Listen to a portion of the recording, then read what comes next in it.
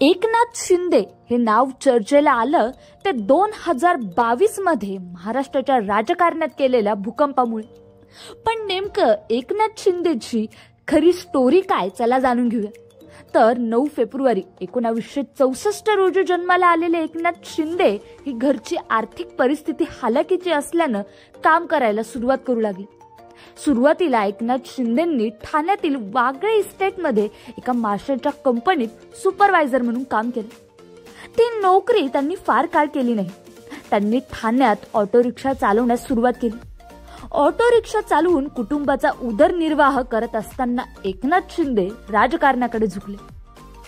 पुढे ते आनंद दिघेच्या संपर्कात आले व वयाच्या 18व्या वर्षी शिंदेंनी शिवसेनेत प्रवेश केला. पुढे आनंद दिघे यांच्या जवळच्या कार्यकर्त्यांपैकी ते एक बनले. एकनाथ शिंदे ठाण्याच्या राजकारणात स्वतःचं स्थान निर्माण करत असतानाच त्यांच्यावर काळाने मोठा आघात केला. वर्ष 2000 मध्ये एकनाथ शिंदे यांना दीपेश व शुभदा या 2 मुलांना अपघातात गमवावं लागलं.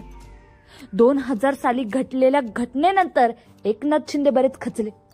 एकनाथ शिंदे यांना वयाच्या 20व्या वर्षी म्हणजेच 1964 साली ते किसन नगर येथील शिवसेनेच्या शाखेचे अध्यक्ष झाले. एकनाथ शिंदेची लोकप्रियता या विभागात कायम राहील. शाखा अध्यक्ष पदाची जबाबदारी व्यवस्थित पार पाडल्यानंतर एकनाथ शिंदेंना आनंद दिघे यांनी नगरसेवक पदाचं तिकीट दिलं. 1997 साली ते पहिल्यांदा नगरसेवक म्हणून निवडून आले. पुढे 2001 साली त्यांच्याकडे ठाणे महापालिकेचं सभागृह नेतेपदाची जबाबदारी सोपवण्यात आली. 2002 मध्ये ते दुसऱ्यांदा निवडून आले. 2004 पर्यंत एकनाथ शिंदे नगरसेवक म्हणून काम करत होते. त्यांचं ठाणे शहरातील काम आणि पक्षाबद्दलची एकनिष्ठता पाहून आमदारकीचं तिकीट त्यांच्या हाती लागलं. 2004 मध्ये झालेल्या महाराष्ट्र विधानसभा निवडणुकीत शिवसेनेला फारसं यश मिळालं नाही. एकनाथ शिंदे मात्र ठाण्यातील वर्चस्व सिद्ध करण्यात यशस्वी ठरले.